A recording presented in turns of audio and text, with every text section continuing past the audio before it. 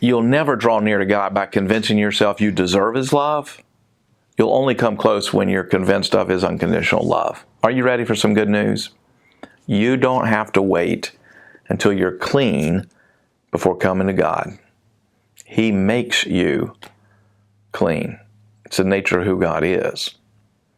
Well, yesterday I shared about a dear friend, a dear brother I called John, who struggled for decades with pornography and sex addiction.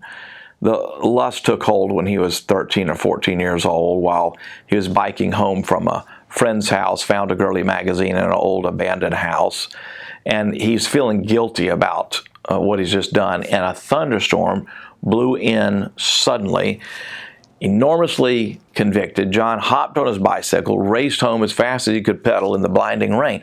And as he passed under a telephone pole, a bolt of lightning hit the power transformer above him, and this huge circle of sparks cascades all around him. He jumped off his bike, knelt in the rain, and vowed to never lust again. He said, "I swore to God I would never do that again. Just don't kill me now." Well, as I said yesterday, the oath lasted about a month. Every time he broke his vow, he just felt more ashamed. And that shame, in turn, made him more anxious, because anxiety fuels addiction. So despite all his vows, his problems grew worse until it threatened to ruin everything in his life. But he came under the sound of grace, pure grace, and it changed everything. When he shared his testimony, he'd been a Christian for about 40 years. And he said, "I'm just now perceiving the real good news." He said the good news has always been in his mind for those who he saw better than himself. He said he always felt like he was swimming upstream. That's what it's like to live under vows, laws, threats. You'll swim hard for a while, but eventually you'll be exhausted. And what healed John is what heals us all. The unmerited favor of God in Jesus Christ that grants us full access to the Father without regard to our own righteousness. John's testimony is just powerful. I wish you could meet him. He said he's better.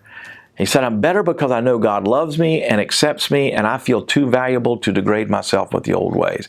I love what he said. He said, "I feel too loved for that." And then he said, "The shame off you gospel has helped me come boldly to the throne of grace." And here's what I love, he said, "to come boldly to the throne of grace in my time of need rather than afterward." That changed him. See, law-based mentalities prohibit you from coming near God when you're at your worst. But when do you most need God? When you're at your worst. When you're at your ugliest, God sees you through the blood of Christ. He doesn't accept you because of your promises to Him. He accepts you because of His covenantal promises to you in Jesus. You don't have to get clean before going to God. He cleans you with His grace. And that's the gospel. That's today's daily devotion, and you can get more like it by clicking right here. Better yet, subscribe and get all of these devotions and start out every single day with some good news.